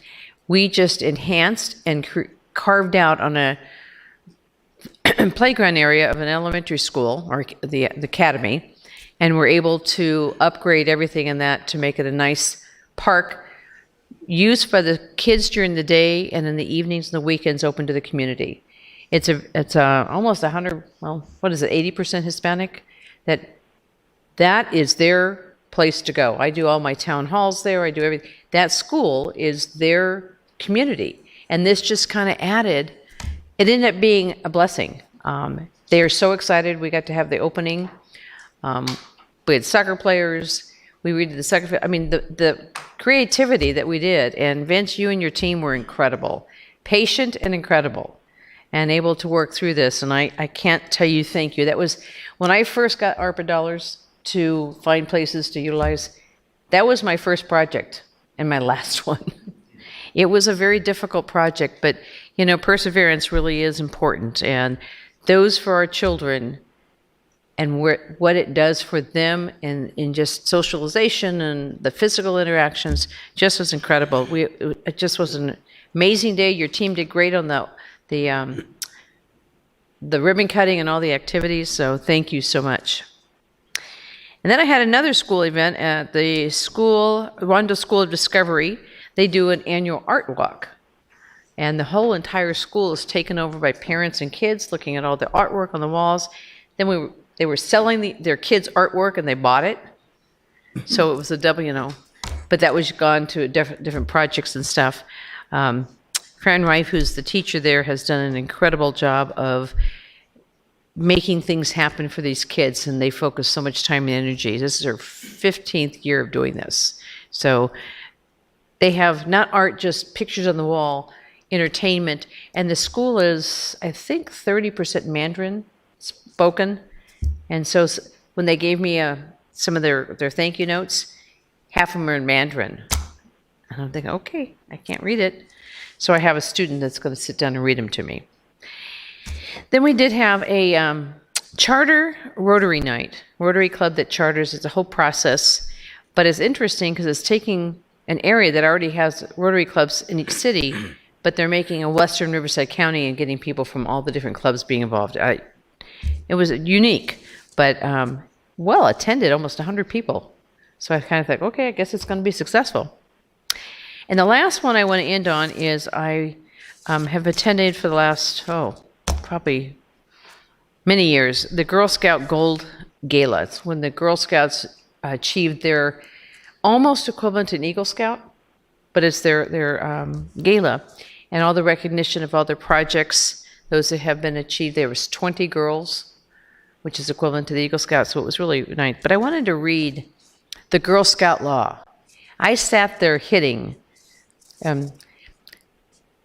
When they were talking and watching what was going on, I thought, this should be read at the board meeting. The Girl Scout law says, I will do my best to be honest and fair, friendly and helpful, considerate and caring, courageous and strong, responsible for what I say and do, and to respect myself and others. Respect authority, use resources wisely, make the world a better place, and be a sister to every Girl Scout. I thought, isn't that incredible? No girls up here besides you. Okay. It's not just for girls, it's for boys too. Okay. You guys are paints. Okay. Can I Yes, please. touch on something you brought up? You talked about your ARPA project. And it occurred to me that we've all had ARPA funding to spend and projects we've been working on. but I'm most familiar with those in my own district. I don't know if there's a way for us to do a collective report out closer to the end of the year, kind of sharing some of the highlights. Mr. Van Wagenen never has anything to say at the end He's of our smiling, board meeting, so he's but up to now something. He's smiling. like, all right, I'll pause. Thank you, Supervisor Washington. I can't tell if you are throwing us a giant softball or you legitimately don't know.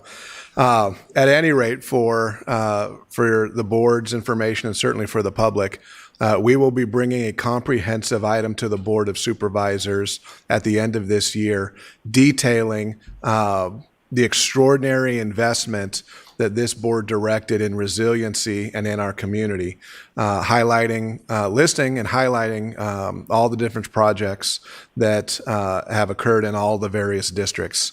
We'll have a board action item, receive and file with that information at the end of the year.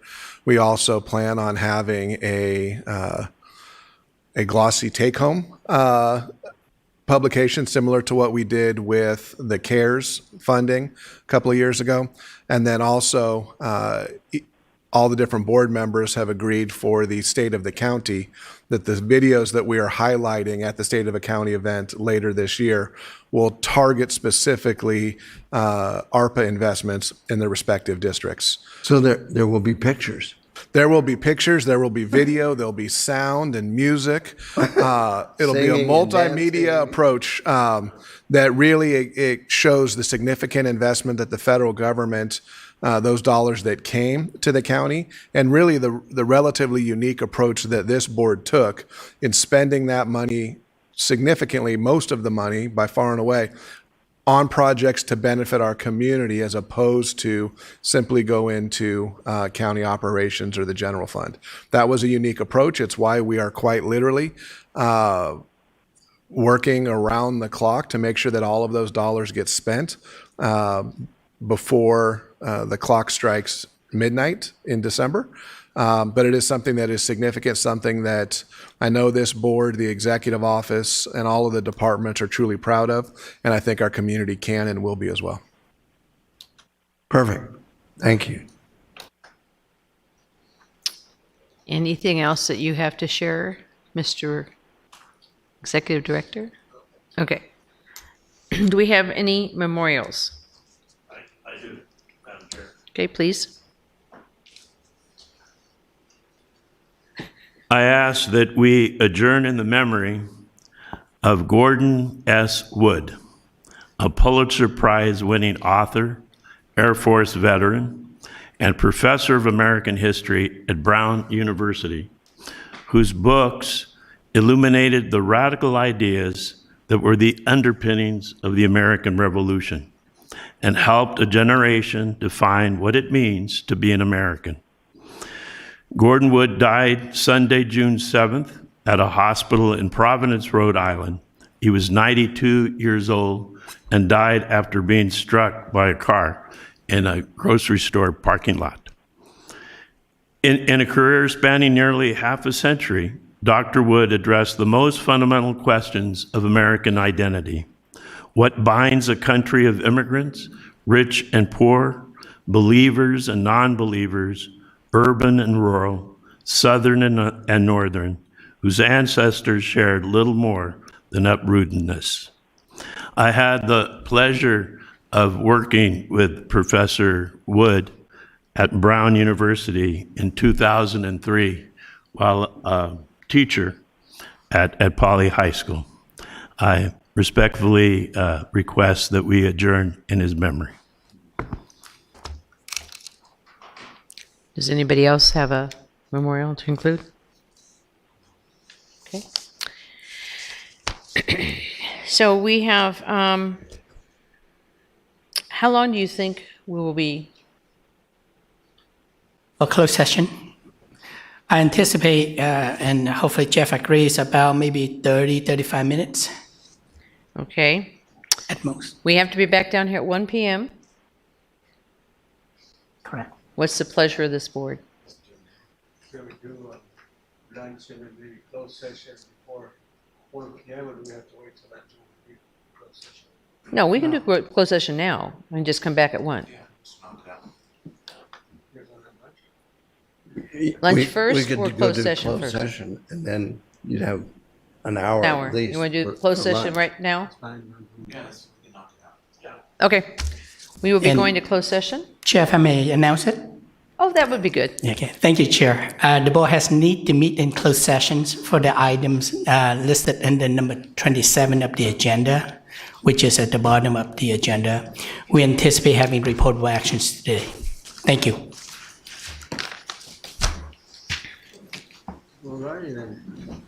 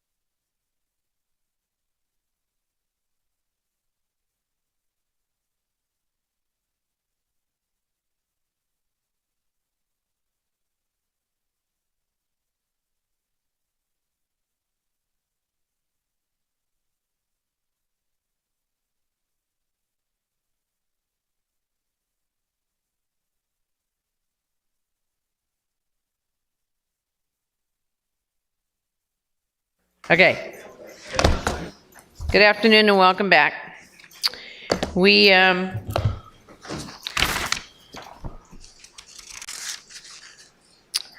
I didn't get anything on the reporting out. I got something if you Oh, want. you're Or doing you the can do report? it. Go ahead. Go for it. Thank you, Chair. We have a report out from closed session. I imagine after I finish it, you'll understand why it's coming from me and not from County Council. The board having met in closed session, as announced earlier, the board, after discussion and deliberation, voted unanimously to reappoint Min Tran as County Council for a new 4-year term running from August 31, 2026 to August 31, 2030, and provided a 3% salary increase.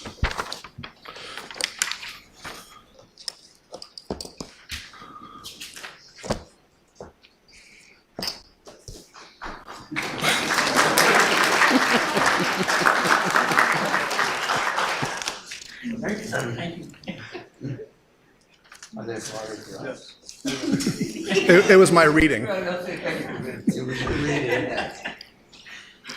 You've done this before. The reading. All right, he's waiting on us. Oh. Chair, we are back for the continuation of our fiscal year 26-27 budget hearings. We yesterday, in fact, if we want to go to the slides, I'll walk us through where we are and where we will continue to go. I can leave? No. Okay. All right, so yesterday you've seen this slide. We are now at the point where we took the executive office overview. You've heard from the departments. We took public comment and the board had an opportunity to discuss and provide direction yesterday. What I'd like to do is walk through briefly what we heard, where we're going, and then formally file the written revision, and then ask the board to close the hearing, approve the recommended budget as revised in writing, and then schedule final adoption for June 23rd. So, recap. What we're talking about today is the fiscal year, yesterday and today, is the fiscal year 26-27 budget, which, as described in detail, as outlined in the recommended budget books, is a $10.3 billion budget. Much of the discussion and really the discretion with this board is in the area not of the fixed funding, not of the $8.9 billion that comes to us with strings attached, but rather the $1.4 billion in spending. And of that, we had to recognize that we had challenges. Specifically, we had competing priorities that the board had given direction to balance in the recommended budget and moving forward. Specifically, maintain core services, avoid layoffs, maintain prudent reserves, and reduce the structural deficit over time. What was presented yesterday and discussed was that discretionary budget solution, which is requiring the use of $66 million from reserves. What the board heard yesterday from departments by and large was a request to really focus on that $20 million in the augmentation fund. And I want to go briefly into that discussion. I have filed with the clerk of the board. I have provided a copy to each of our board members, a proposed written revision. On the right-hand side of this screen is a snapshot of that written revision. But I want to say for the board, for the record, and for the community at large, what is included in that written revision. Targeted investments and board priorities. There is additional funding that's gone to public works and community services, to finance and government services, to human services, to public safety, and to the unincorporated communities initiative. When we broke yesterday, that last one, the UCI increase, was not included, but that is something that now the executive office is recommending in our proposed revision, taking the UCI allotment to each of the 5 districts from $2.5 million a year to $3 million a year. Again, focused on investing specifically in our unincorporated communities. Additionally, the the board discussed, the executive office is recommending investing in some of our trusted community partners, specifically Lift to Rise and United Way. We certainly heard from other nonprofit partners. We heard from other community groups. More work needs to be done to understand the efforts of those different groups, and we can have further discussions potentially at some point into the future. One other note that I wanted to address today, one of the proposed revisions is $250,000 to the Department of Animal Services for a community campaign, an outreach campaign to try and continue our life-saving efforts and make sure the community knows about those efforts. There was some discussion from the dais yesterday about increasing that number above $250,000, and the recommendation at this time from the executive office is let's have that $250,000, and then as we determine that we need additional money, additional funds to support that outreach campaign, we will come back to the board if necessary and make a recommendation out of contingency funds. Just as important to talk about what is in the written revision, it's important to talk about what is not included in the written revision. There's not enough new funding to support the current staffing levels for the assessor, clerk, recorder, the district attorney, or the sheriff, as you heard yesterday. I also want to point out, although you didn't hear from these departments, there's not enough new funding to support the current staffing levels at DPSS, the Emergency Management Department, probation, behavioral health, correctional health, medical center and clinics, or public health. And as we discussed, there's no funding to mitigate the impacts of H.R. 1 on our health and human services. It's important to underscore that the absence of funding does not mean the absence of need. These requests reflected legitimate operational pressures. However, the cumulative cost of these requests significantly exceeded the discretionary revenue to support them. So what does that mean? Back to our competing priorities. We want to maintain core services. We want to avoid layoffs in critical positions like our prosecutors, critical positions like social workers, critical positions like behavioral health professionals, and critical positions like deputy sheriffs working in the unincorporated area. We also want to maintain prudent reserves and reduce the structural deficit over time. So how are we going to do that? The short answer is we're going to continue to use the same tools that we have adopted with this board's direction and support in the current fiscal year. As this board knows, we have had a hiring freeze in the general fund departments. We have adopted the maximum fill rate approach. The maximum fill rate this time will allow departments to continue hiring into critical classifications, as I've mentioned, and other positions like those. Additionally, as we have done in the current fiscal year, we will use the strategic use of reserves just in time during the next fiscal year so that we can help departments manage as some of the other tools that I'm going to talk about go into effect. Collectively, these strategies have proven effective in the current fiscal year in helping the county manage the fiscal pressures and avoid widespread layoffs. We expect the same to continue. In addition to hiring freeze, maximum fill rate, and just-in-time strategic funding from reserves, and as discussed yesterday, the executive office will be looking at targeted spending controls, continued review of expenditures, identification of operational efficiencies, and maximum use of alternative funding. After the board approves the recommended revision, or the recommended budget as revised in writing, really, we shift then, once it's formally adopted June 23rd, from budget development to budget management. And that is the all-day, everyday efforts of the executive office under your policy direction, working with all of our various departments. So that's the recap. Where are we now? I have filed the written revision as described. The clerk of the board has a copy of it.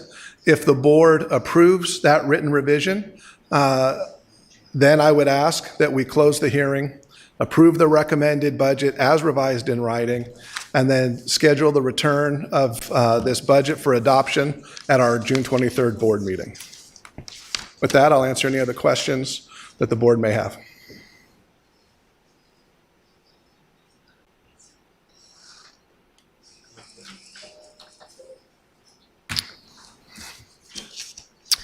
Supervisor Perez? I'll just be very quickly. Thank you, Jeff, for listening to the points that were made yesterday, not only by myself, but also by my colleagues, and obviously from staff. I really do appreciate the fact that on one front, the animal services efforts, obviously, they're for the entire county, and we'll take another look at that moving forward in case we need that extra funding. But I think equally as important is the fact that we're going to be able to provide meals to our seniors, and I'm really, really happy about that. And so I appreciate that. And that's all I got to say. Thank you. Supervisor Washington? Thank you. All joking aside, you are very efficient. Great preparation.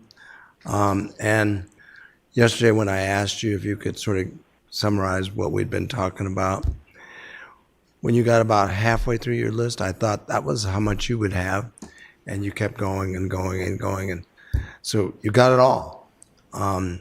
And I think one of the messages that I'll take away from today was what you started with one of your first slides.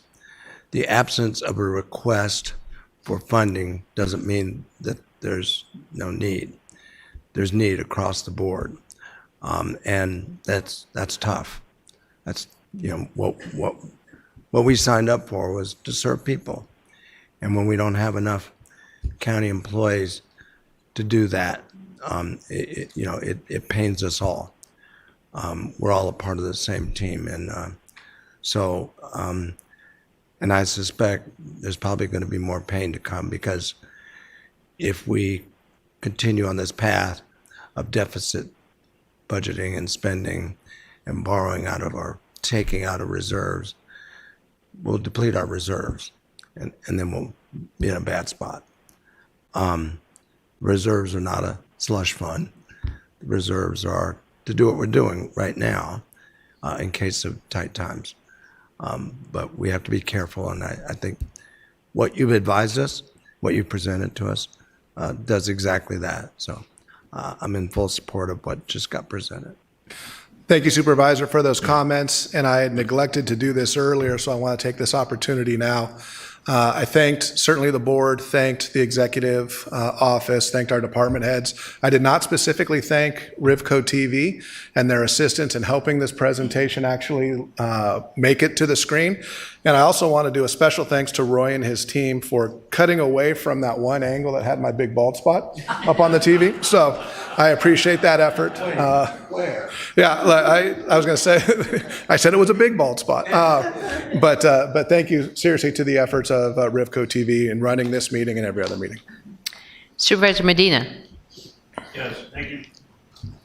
Thank you, Madam Chair. I also want to thank Jeff for all his hard work in presenting this to us. I do think it's a fair and equitable budget and treats departments fairly. And also to thank all the department heads for their work that went into this.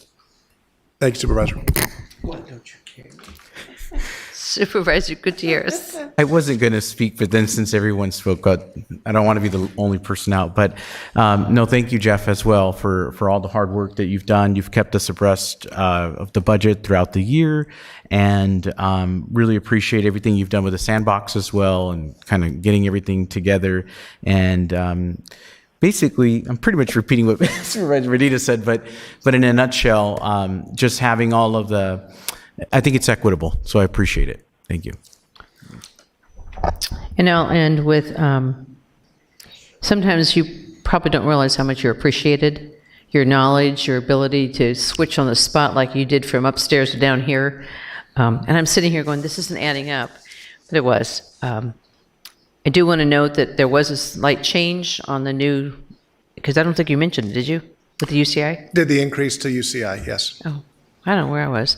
I just wanted to defend that and explain that some of our districts have an enormous unincorporated area, and it's much more difficult to meet the needs. Remember, we're their sole government, we're their sole partners in all this, in some of the things that we need to do, like you would do in a city or anybody else, is done through our funding there, and that's it. So we did increase it. I know that Manny's got, we'd like to get the numbers. Chuck and I were trying to figure it out. Since we've redistricted, what the unincorporated areas are in the population. That would be interesting to see that, because mine grew tremendously, but that doesn't mean that I ever catch up with him, but it's a different world than that.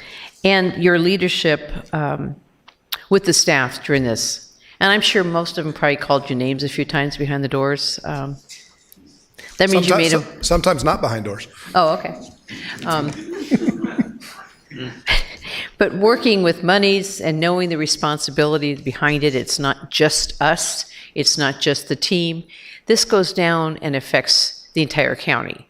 And that is a tremendous responsibility, and you take it with stride. You do such a great job of playing the game, of moving things around and trying to make everybody happy, which is almost impossible, but you do a good job with it. So I just want to thank you for really doing the hard work. And I just appreciate you. Thank you for those comments, Chair, and thanks to the comments from all of the board members. You often hear folks say this from the podium. It's not one person. It is absolutely a team. It is everybody in the executive office. It's all of our department heads. It's all of their respective fiscal teams. And at the end of the day, everything we do is really about the good people doing good work. And this budget allows that to continue. Okay. So I think. Make the motion. Close the hearing. Close the hearing. Right. I was, let's see if there's any last comments by anybody. Nope. With that, I will close the public hearing. We do have public speakers signed up. I'm not closing the public hearing. Let's hear from some public. I apologize. Is Jeffrey Munoz in the audience? Okay, moving on to Ivana Uriarte, who's online. And she will be our only speaker. Okay.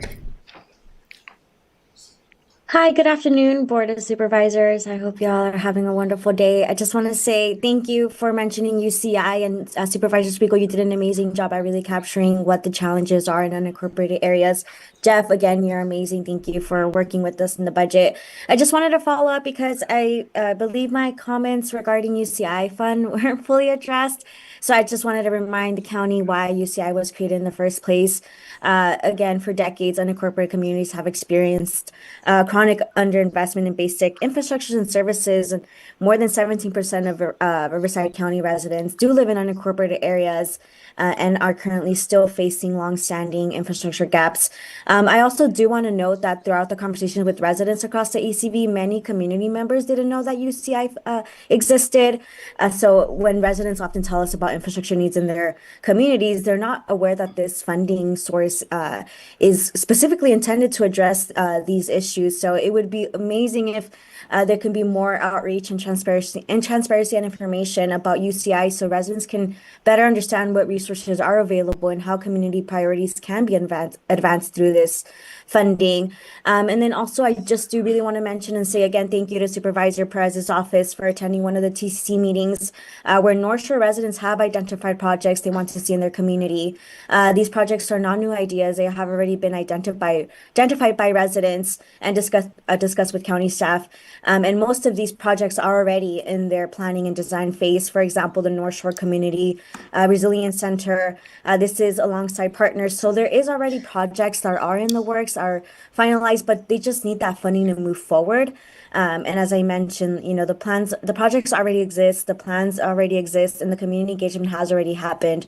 So residents have done a really good job of identifying mobility plans and priorities. But as I mentioned, again, the issue is the lack of funding to implement these projects. So just want to highlight that earlier this year, the board did allocate $250,000 to UCI funding to support KDI's ECV Shade Equity Master Plan, and residents really appreciate that investment because it really does show how UCI can impact these communities. So residents would want to see that commitment continue. So again, the proposed UCI, which I think the number has changed now to $3 million, we would respectfully urge the board if there can be a potential increase to 3.5 million or maybe 4 million. I would want to say 5 million, but again, understanding what Jeff mentioned, but if there could be any way of increasing that, it would be really much appreciated. I hope y'all have a wonderful day. Thank you. Thank you for your comments. Okay. With that, we're going to now close the public hearing and finish the vote. Passes 5-0.